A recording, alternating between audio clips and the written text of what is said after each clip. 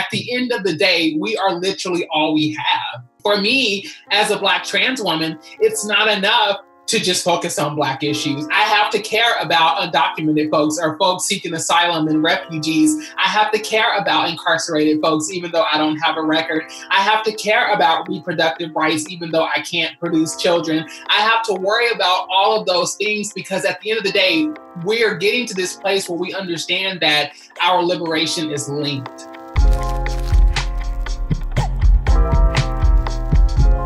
Welcome to Love Stories. This is a place where athletes and activists will get to share their perspectives on love and its modern interpretations. And of course, it is brought to you by Uninterrupted.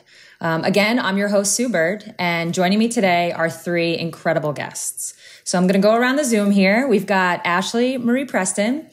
Ashlee is an acclaimed media personality, a cultural commentator, and a civil rights activist. She is the first trans woman to become editor-in-chief of a national publication and the first openly trans person to run for state office in California. So Ashlee, welcome. Thank you for having me. Of course.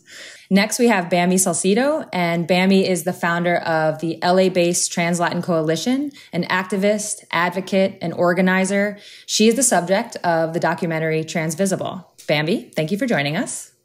Thank you so much for the opportunity.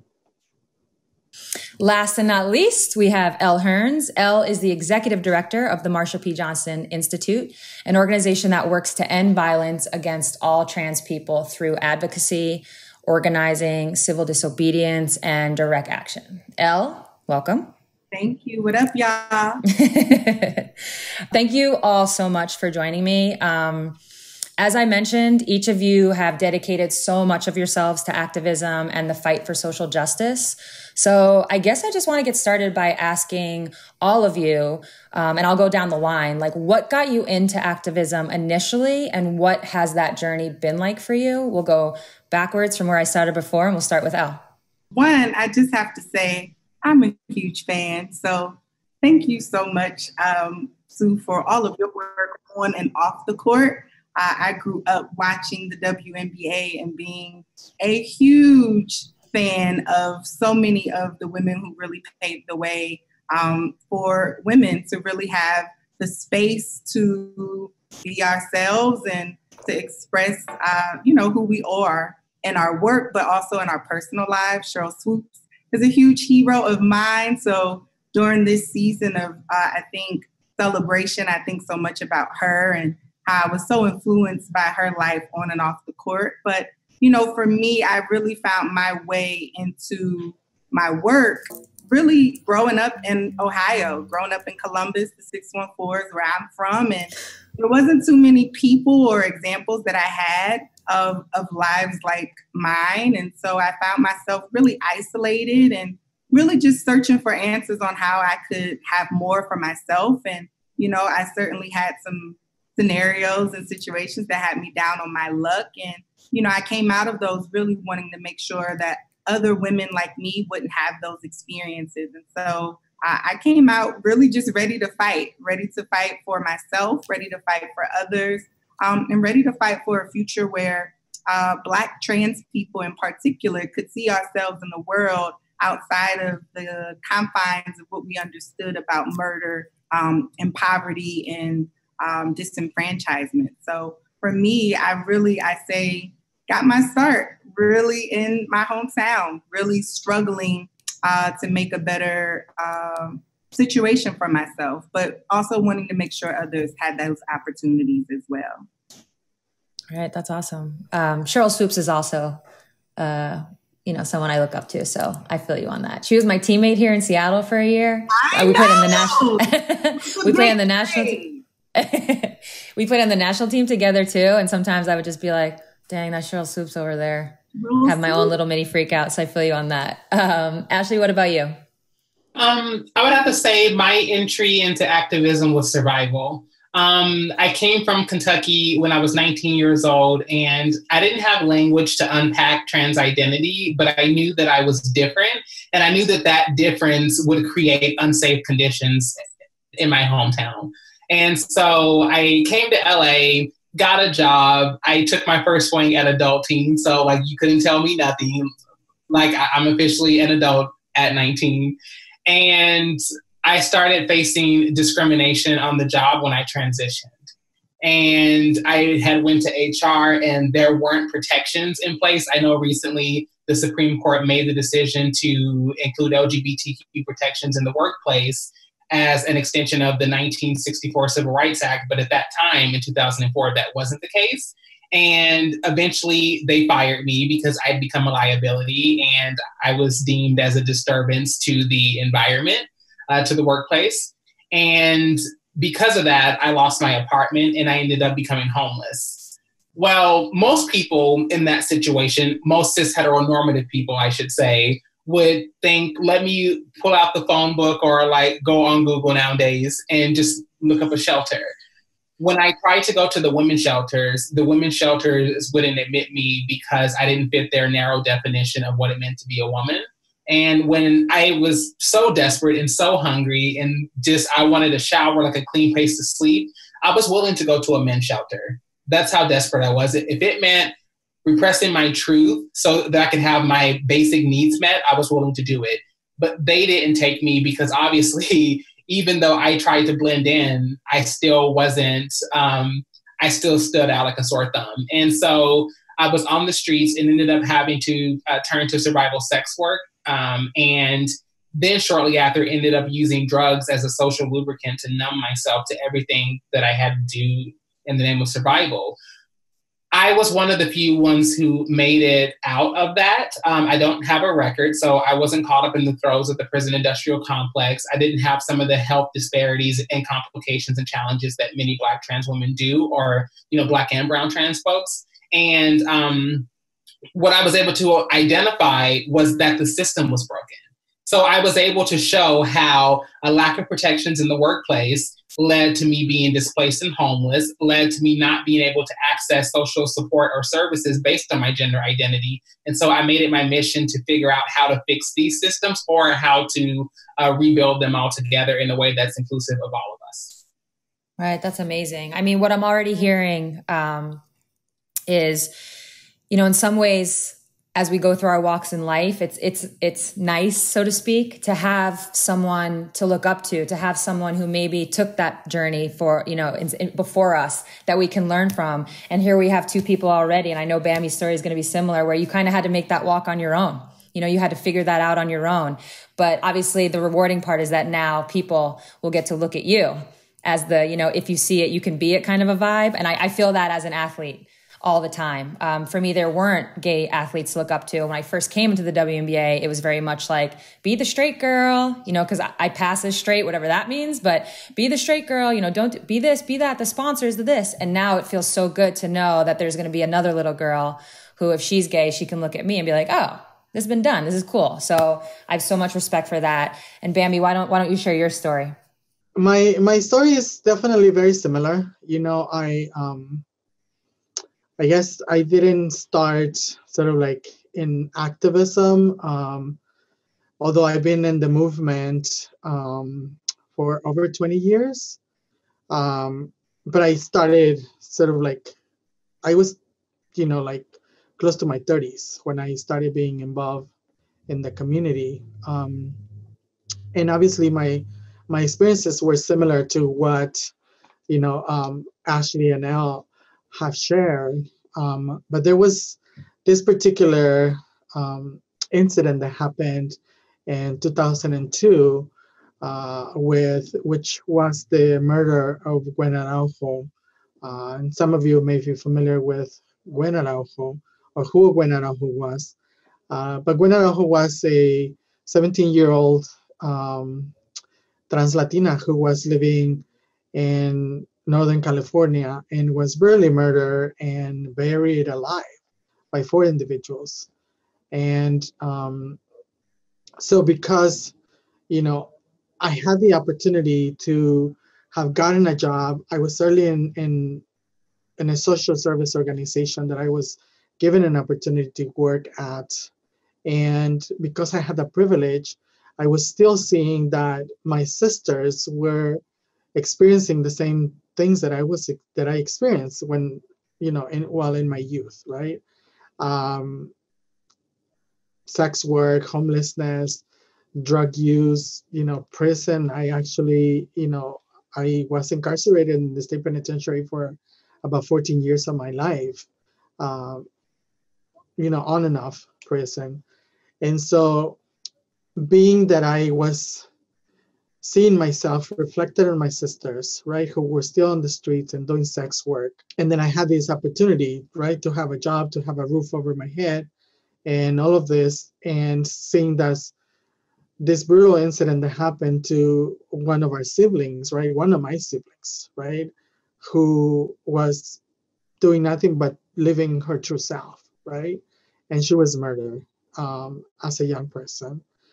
And so that touched me very deeply. And that's how I sort of like, for me, it not only like enraged me, but it also woke me for me to take responsibility of who I was and my position in the world at that moment, and how I can influence my privilege to create the changes that need to happen in our community, right?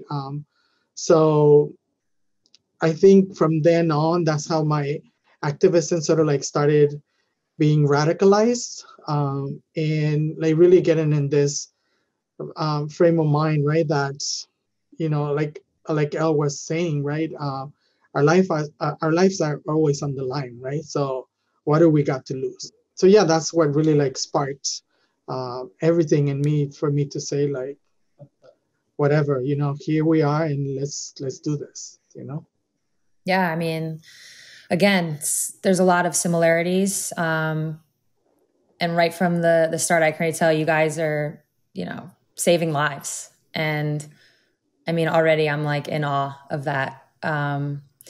So what we're experiencing right now, could really be described as like that watershed moment for social justice, and not just in the United States, but all over the world. So we'll start with you, Ashlee, this time. What does this current movement mean to you? This current moment is an opportunity to really prioritize intersectionality, like making sure that these movements are intersectional, and that the only way that we will be able to defeat white supremacy, systemic anti-Blackness, xenophobia, all of these toxic structures of violence is when we learn how to build coalitions with one another. And so we've seen that there's been this asymmetrical warfare that they've been implementing, in which we've been playing this game of whack-a-mole. So when one group of people gets their rights, they bash another group over the head. And then when the other comes up for air, they bash them, and it goes back and forth. And so we know that when marriage equality passed, they gutted the Voting Rights Act. We know that even the day that we got the Supreme Court decided in our favor for LGBTQ protections in the workplace, they refused to hear cases and arguments on qualified immunity. And so, which would mean, for those who don't know, that we can actually go after law enforcement who participate in misconduct and who have murdered people and got away with it.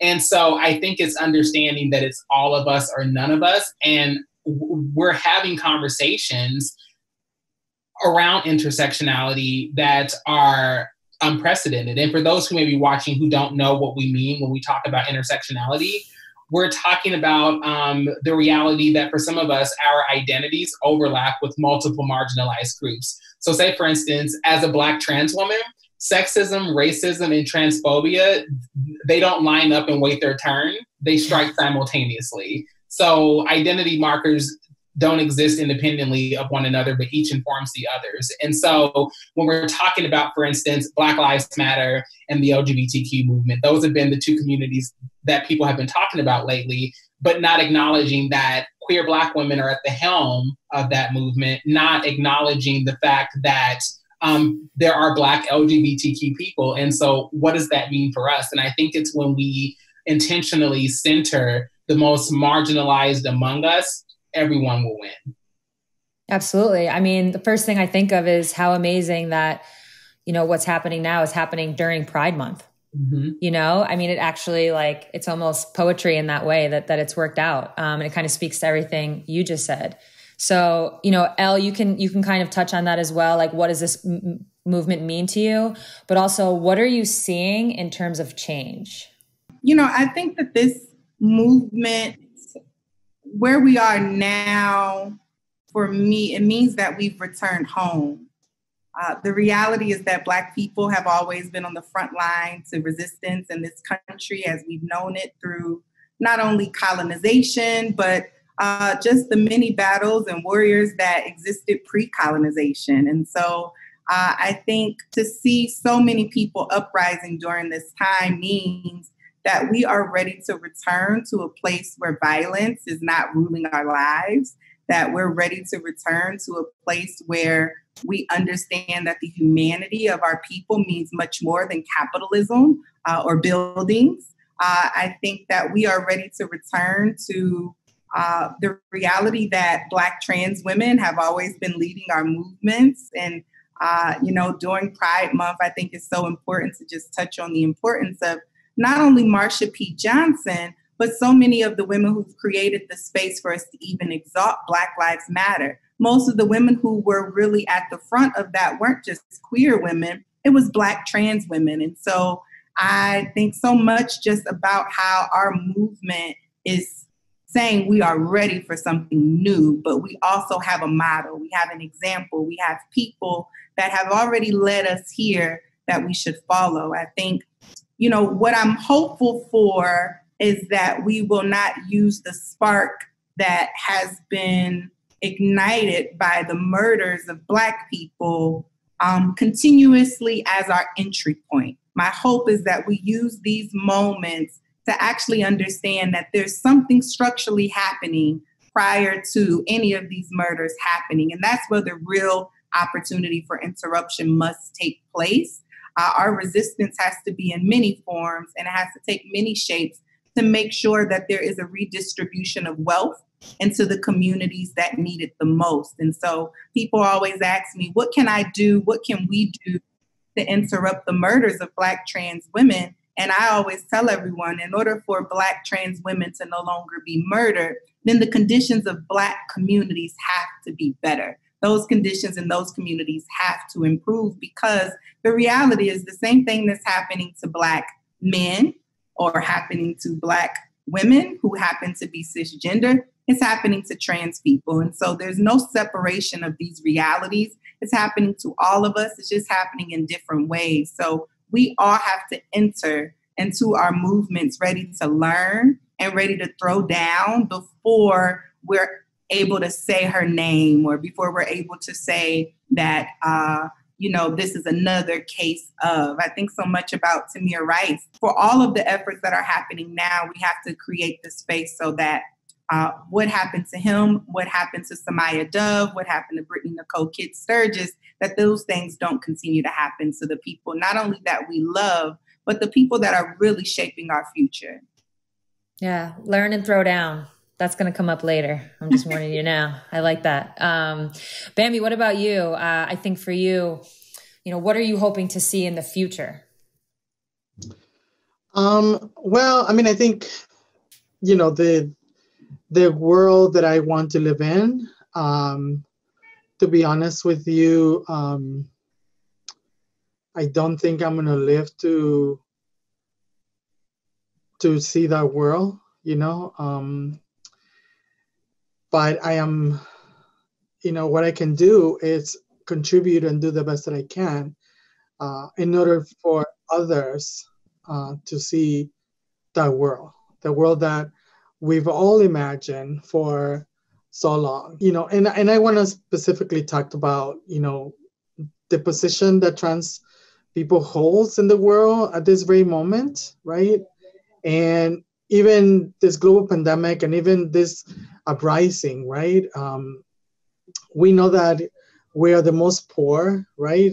There's studies that say that, trans people make about, less than $10,000 a year, right? Employment discrimination, all of those things that we already know, right? And the criminalization of trans bodies, right? And so there's a reason, why we are positioned where we are, even today, right?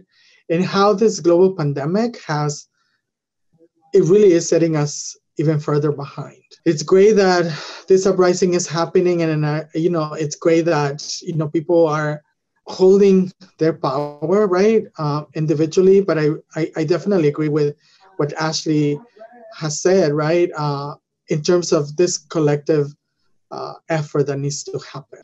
I think if we all not give up, in other words, like if we have to go to the streets every single day, let's do that. But in order to create the changes that need to happen, we need to organize, and we need to strategize, and we need to we need to be intentional and be consistent in order to create those changes. Because just going out on the streets is not going to do the work that needs to happen if there's not a strategy and there's not a clear direction.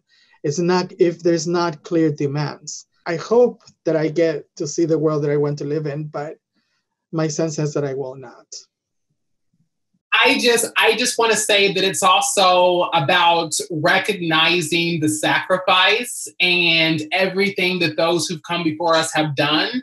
I feel that if there's ever a detriment to the movement, it's the unwillingness to give credit where it's due and have proper succession planning. And I just look at Bamby and I hear Bamby's story, but I remember being 19 years old, 20 years old, sitting in Bamby's office at one of these organizations as a client and just being like, one day I want to be like that, because unfortunately, in my space, I didn't have other Black trans women that I could see doing this. I mean, some of them were there, but they just weren't accessible in that space, right? And so the thing is, I remember thinking, like, I'm a fighter. Like, all of this, like, polished, buttoned up talk sounds good, but when the rubber meets the road, I throw down. Like, I'm from the streets. And so the thing is that for me, I didn't find refuge in organization. I found refuge in activism like Bamby's. I found refuge in people who were just sick and tired of being sick and tired. And so when you talk about not knowing if you will be here to see that world, please know that the seed that you have planted is here and it's growing and it's thriving, and we're continuing to water and nourish that in other people. And I think that is what makes the trans community so special. You done started some stuff, Sue. You done started some stuff. Because that's what makes us so special, is that we understand that. We understand that I don't care how much media comes and tells you, like, oh, you're it right now, you're the moment. I don't care how many celebrities you have in your phone book or following you or in your Rolodex are. At the end of the day, we are literally all we have. You know what I mean? And so for me, as a Black trans woman, it's not enough to just focus on Black issues. I have to care about undocumented folks or folks seeking asylum and refugees. I have to care about incarcerated folks, even though I don't have a record. I have to care about reproductive rights, even though I can't produce children. I have to worry about all of those things, because at the end of the day, we're getting to this place where we understand that our liberation is linked. It's linear. It's connected. And so that was it. I just wanted to take a moment to like lift her up, because the thing is that that's not lost upon me. And it's my social responsibility when I'm in these spaces to speak the Bamby Salcedo's names, to speak the Miss Major Gracie Griffith names, to speak about Marsha P Johnson, whose Elle's organization and hard work has been dedicated to. It's important that we don't just lift ourselves up as individuals, but we also give credit to those who put us in the position that we're in to be able to lead effectively. Yeah, well said. And something tells me, years from now, people are going to be naming all of your names in that same light. So I can already feel that. Something, I feel like is being talked about a lot now is kind of like the language of the movement. And as we all know, words are extremely powerful. So Elle, how would you describe what should be the language of the movement and what people should be echoing? Because I think this is a really good opportunity to kind of just have this conversation and so people can hear it, right out of your mouth? I think that the language of the movement has to reflect the language of the people. And so for me, I try to always ground myself in who I was when I entered into the movement, not who I am now based off of what I've learned from movement. I was a girl who just literally came into movement off the street. I was released from jail with no shoes and socks on. So for me, it was that experience that I always try to return myself to. We weren't using words like intersectionality to talk about oppression and how systems of oppression were affecting us and interacting with our lives. We weren't using words like capitalism or white supremacy or abolition. We knew it was, I don't know if I can say this, but we knew it was F the police. It was always FTP, so that was the language that we used in Milo, where I'm from, you know what I'm saying? So for me, while I certainly utilize particular language because it's required in order to do my job, I always maintain that I'm a Black woman first. And so whatever the language of my people is, whatever is authentic and unique to us is how I try to not only relate to the community and to the movement, but also how I try to relate to myself. And one of the reasons why I do center Blackness in my work is because I think it is so important for Blackness to become overshadowed and pushed out of the way, especially as we talk about what's happened with Pride and we talk about the Stonewall Rebellion and how people like Marsha P Johnson, Sylvia Rivera also, how those voices and those names and Stormy and Bayard Rustin and how we have all of these greats who were completely overlooked in our world history. And I think so much about how there's a great need for us to move into a particular direction without having the analysis that is actually pushing our movements forward. And so Black resistance is pushing our movement forward, and it is a humanist movement, but you can't actually move to a humanist movement believing that anti-Blackness is a way of life.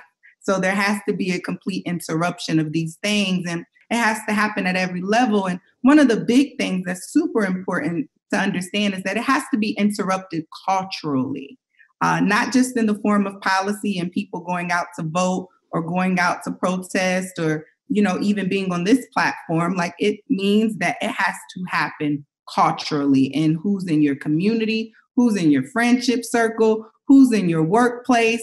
That's the type of advocacy that actually creates the space and where humanity can be recognized. And so one of the things that I'm clear about is we're very far away from that.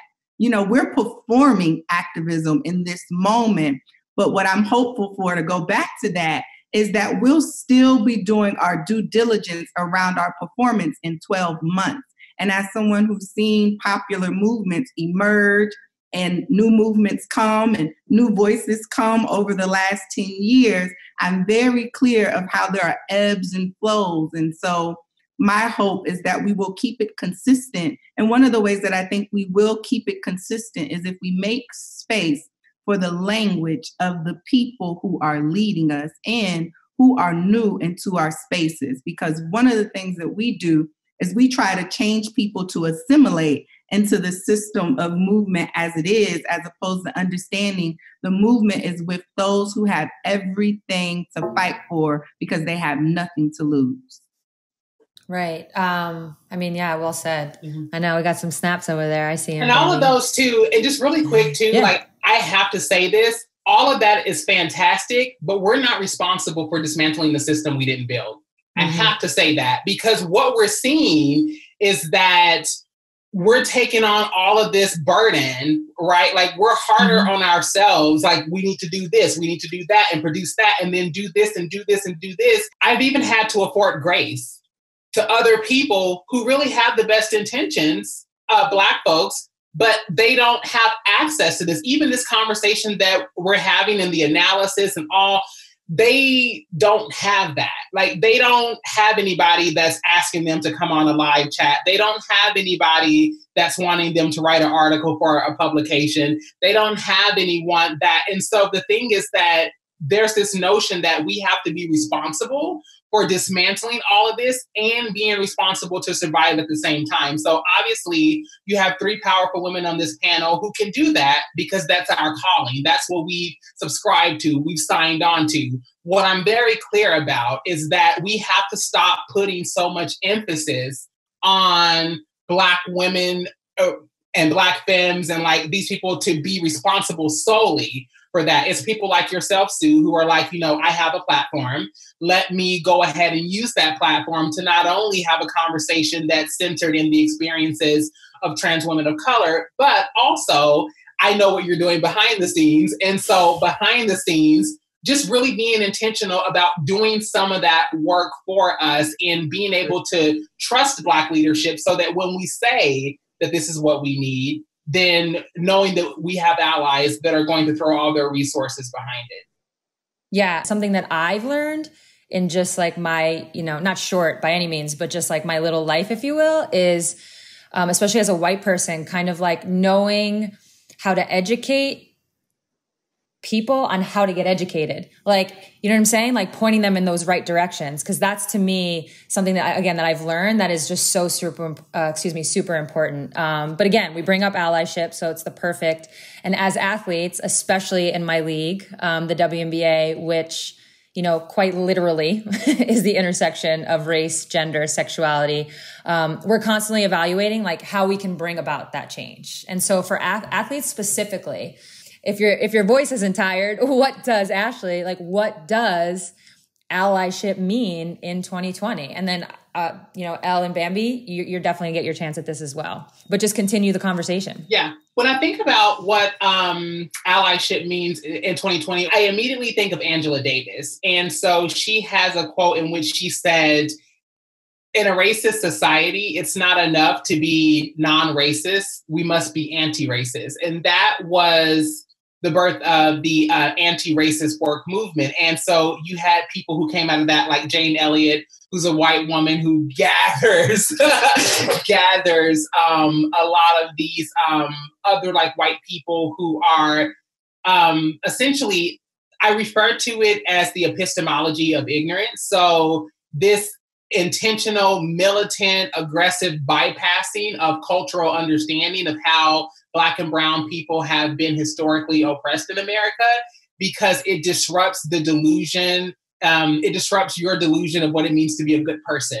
And so we have to get to a place where we divorce ourselves from these notions of what it means to be a good person, and start looking at the system and the ways in which white people have benefited from anti-Blackness and xenophobia and all of these other forms of violence that we experience. And so that means not asking us to educate you when you have access to these resources directly. If you do ask us to educate you, I've always said that education without compensation is exploitation. So thinking about ways in which you can contribute to that labor, right? Because it's not just the labor of educating, but it requires us to dig into our own trauma and experiences and things that we haven't always been able to heal from because we've been so busy trying to save our lives and the lives of those in our community. So another way that you can educate yourself and economically empower a Black or brown person is to purchase works. We have a great deal of academics and scholars and people, and even people who are neither of those, but their journey and their experience is so compelling, and it definitely opens up hearts and minds. And so thinking about how you can do your due diligence by educating yourself before you come to us with all these questions, so that when you come to us, you should come with an open heart and open mind, ready feet and helping hands. For us who have been sometime in the movement, I think we also need to be humble and be able and willing to listen, right? Because, not like, yes, our way has worked for some of the things that we've done, right? But then there's obviously, we have to open space for new ideas and for new blood to really be supported, right? So that's really like, that's part of my hope, right? That, because as I say, right, like for me, like I don't think I'm gonna see the world that I want to live in, but I know that there's young and beautiful people and vibrant people who are leading movements. Like Ashlee say, right? If we open our minds and our hearts, and those who have the economic stability, if we also open our pockets, right, we can all transform the way we are situated. We know that money is power. Again, trans people are the most poor of any other, right? And so how do we build that? How do we build infrastructure for that in 20 years we can see that our community, right, at a different place, right? Like Ashlee's just say, like, right, there's academics, there's different people within movements. How many trans people we know that have a master's degree? I just got a master's degree. I asked around here in Los Angeles, and they were able to tell me 2 trans women who had a master's degree here in Los Angeles. And so there is a lot of things that need to happen. And in order to create those changes, all of us need to participate on that.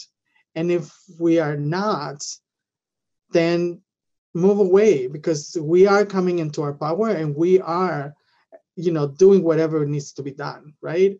And so I want to say, for those of you who want to be allies or want to be comrades, if you want to be a sibling to ours, then say what you mean and mean what you say, and take action to that.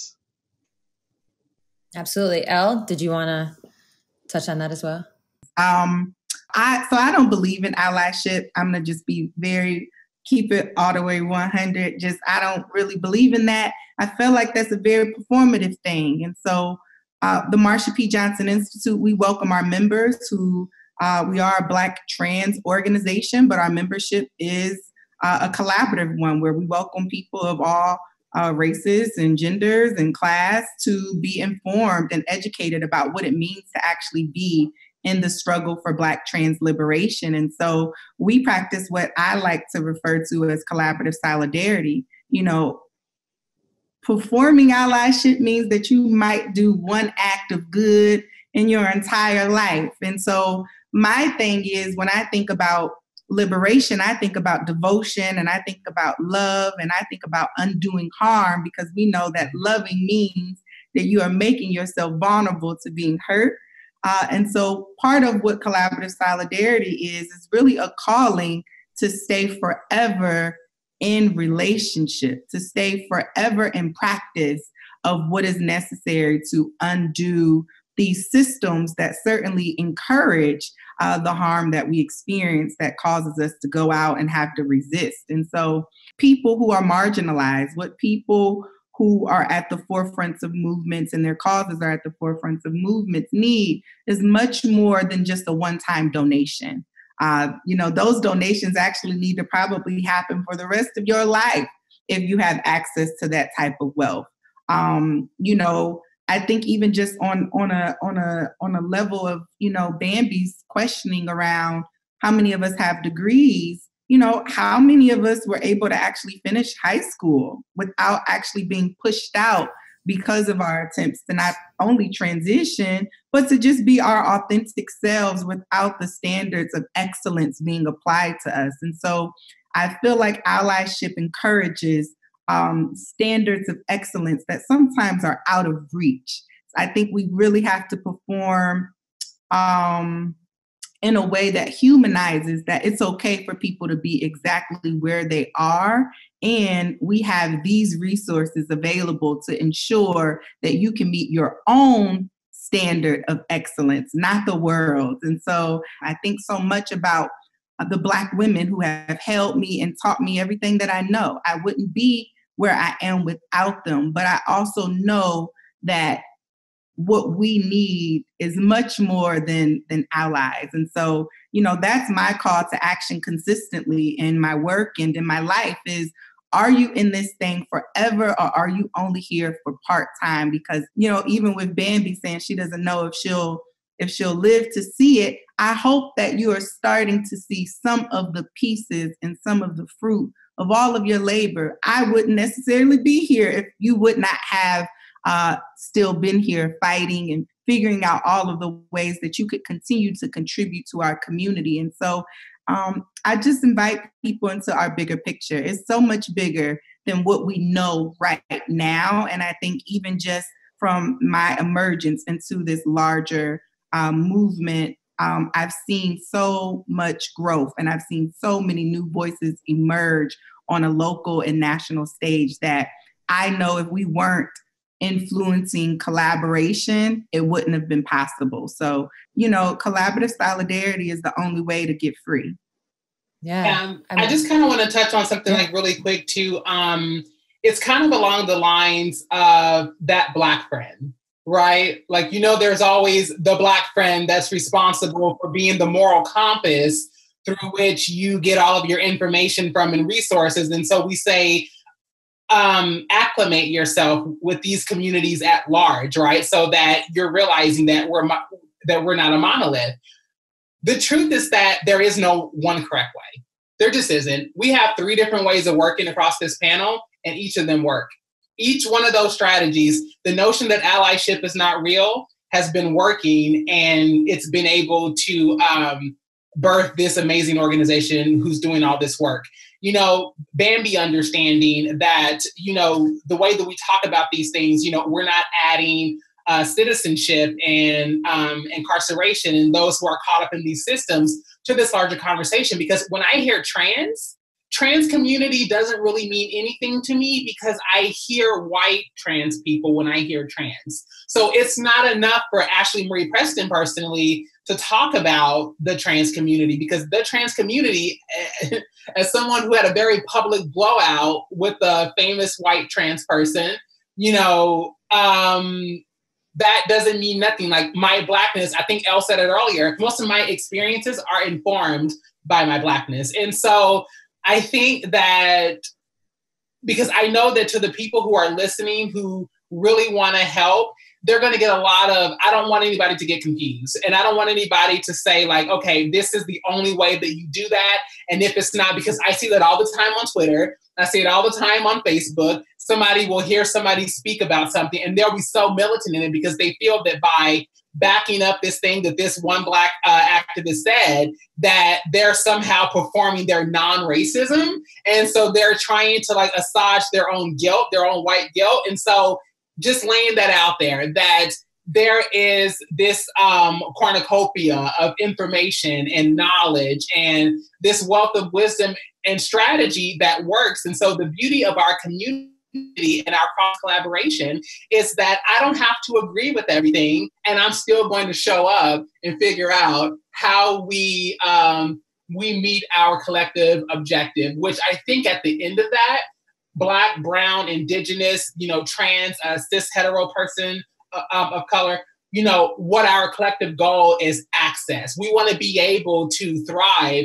economically. We want to be able to have access to healthcare. We want housing to be something that's not seen as a privilege, but as a right. We need to actually be thinking about the impact, because the people who would benefit from these services and resources, they don't have a politic.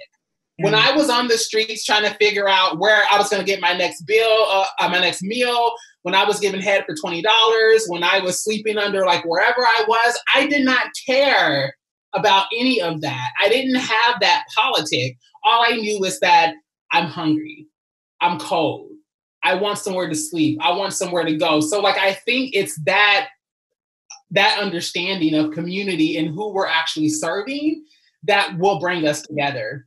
Yeah, I think ultimately liberation is the fight for people's autonomy. And I think that's why we invite people into the bigger picture around their own ways of engaging in liberation work and also in performing collaborative solidarity. No one can do this work alone.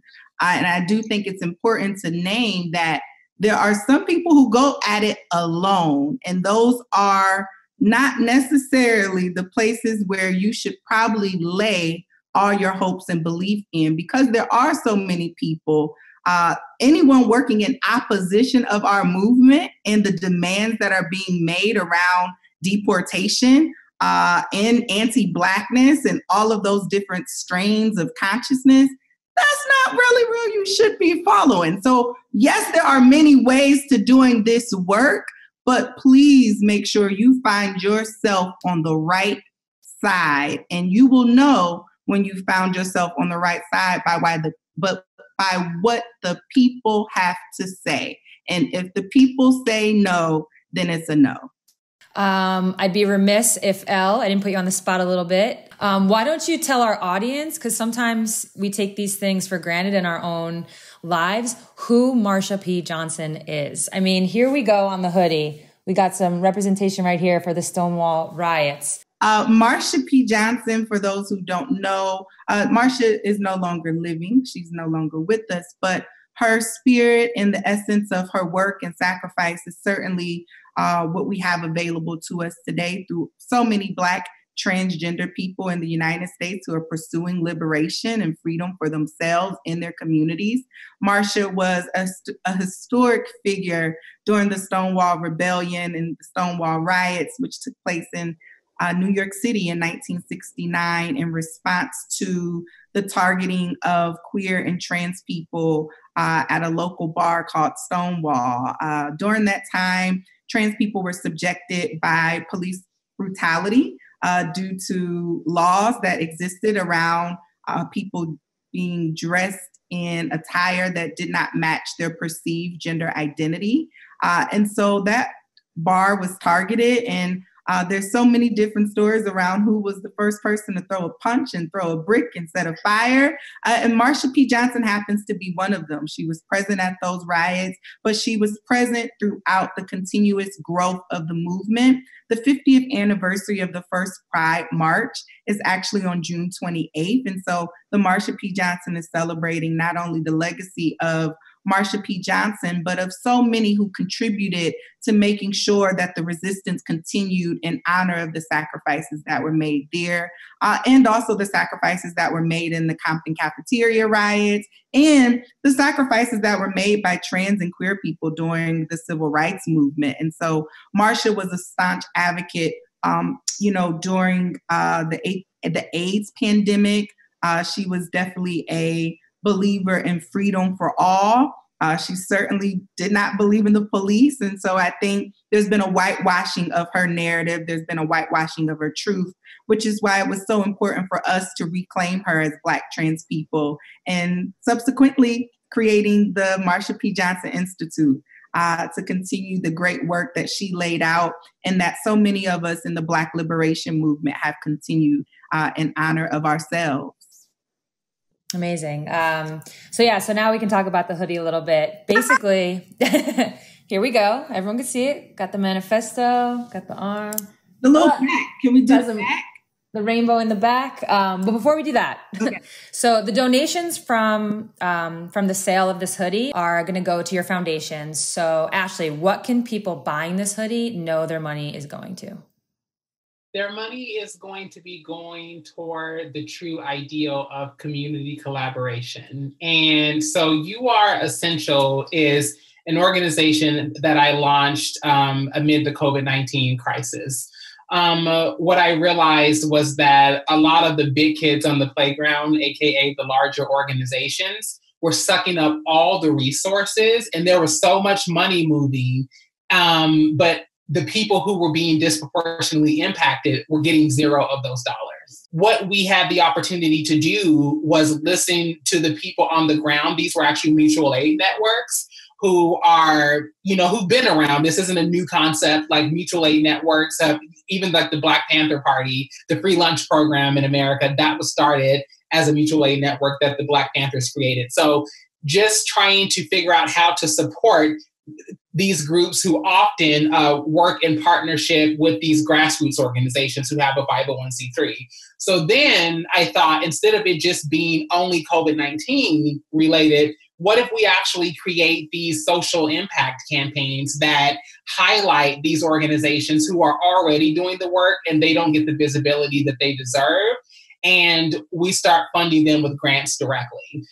So we're not trying to duplicate services. We're simply accessing resources that are already there and coming through with a strong funding stream so that they don't have to be wiped out and overshadowed by these larger organizations who are just performing advocacy.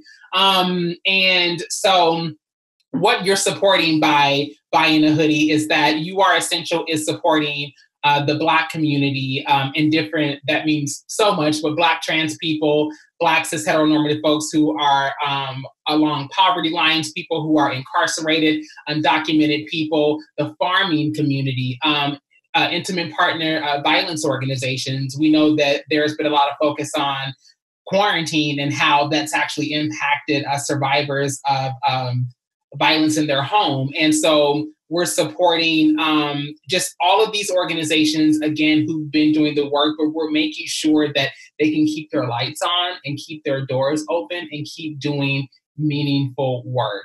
That's what you're giving to. You're giving to this notion that we can all be liberated together and that we don't have to wait our turn. Okay. Elle? So when you buy these dope hoodies, essentially you're obviously supporting the great work of those on this call, but the communities that are connected to our work. The Marsha P Johnson Institute works to protect and defend the human rights of Black transgender people in the U.S. And so we support so many different organizations and individuals through our work as a national membership organization, whether that's through our digital training to support those learning how to be in community with Black trans people and in collaboration, or whether that's teaching those how to take action or how to attend a protest, or conducting Know Your Rights training for Black trans people and those who want to take action with us. In 2015, I organized the National Day of Action for Black Trans Liberation Tuesday. And really what I saw is that there was a lack of infrastructure and support for Black trans people who did want to organize, to find justice for the causes that were happening in their communities. And so it became very clear that there needed to be an organization that was certainly supporting those efforts. And so as an organizer who was supporting those efforts, I knew I needed much more infrastructure to be able to support so many people who were relying on me in the organizing work that I was doing. And so we've created the space where we can provide direct resources to people through our COVID relief effort, or whether it's through our artist fellowship. We recognize that artists have the ability to tell the true story of our time and also to give us a look into the future. And so we're doing a lot of different things to make sure that our community's needs are being met and that we're actually continuing to be the influencers that, the world steals from. But this time we're in control of what we're giving as opposed to people taking. And so I'm really excited and really proud of the collaboration and the partnership that we have with Uninterrupted, and looking forward to all that's going to come from the amazing partnerships here on this call and all of the new people that will be forming relationships with us as a result of it. So thank you. So again, thank you so much for the opportunity to be here. And I want to obviously invite the whole world to buy a hoodie because it will support the amazing work that our sisters here in our organization obviously is doing. The Trans Latino Coalition is a national advocacy organization that started in 2009. So we are in our 11th year. And, we initially started to support trans immigrant women who were living in the United States, whether they were in immigration detention, trying to seek a better way of life, or, just in the outside, trying to also find a better way of life. In 2015, our national group got together and decided that in order for us to address the specific needs of our community, because as we were trying to organize in the different places across the nation, one of the things that we were seeing is that our community were not receiving the basic needs that they needed. And so our national group decided for us to also move into doing service provision. So we now have the Center for Violence Prevention and Transgender Wellness in Los Angeles, which is the service provision arm of our organization. And we have a multiplicity of programs. We have a reentry program. We have an anti-violence project. We have a drop-in space. We do legal services. We do policy. We have a transitional housing program that is called the Hope House. We also support trans people who are in immigration detention, people who are in prison. I mean, we do all kinds of stuff. So whatever you can support us with, we definitely can use it, or our community can use it. Yeah. I mean, for me personally, I think you just hit it. I'm so proud to be just on the call right now, but to be a part of this conversation. It's an honor to be here, to be honest. And I feel inspired. You know, as a member of the WNBA, you know, I was mentioning that earlier, the intersection that we have in our league. For those that don't know, we're actually headed to a bubble where we'll be we'll be starting and playing our season. And obviously, with what's happening in our country right now, you know, our league is 80% Black women. And so there's a lot of feelings and what are we going to do? And do we want to be in the bubble? And a lot is happening. And I just have to say, I'm going to that bubble. And what I'm taking with me is collaborative solidarity, organize and strategize, and learn and throw down. I'm just telling you right now, those are the three things that I've just now learned that I'm taking with me. Because like I said, we want to do something impactful, and it's not always easy. We have, you know, all these women, it's like 144 of us, and we have the platforms, but it's about like, you know, kind of like whittling down to like what's going to be the best way for us to do this. So I've learned so much. So thankful to be here. So thank you to Ashlee, Bamby, and Elle for joining me today. For everyone out there watching and listening, please make sure to hit that donate button to the right side of the screen on the desktop or right below the video on the mobile. Every donation will go to the foundations and organizers like these amazing people so they can continue to do their empowering work. Also, please be sure to head to the donation link in the video description to support Athletes for Impact in their work to create change for the LGBTQ community and beyond. Thank you for tuning in. I'm Sue Bird. Happy Pride Month, everybody. Happy Pride Month. Look at the flag. Yay!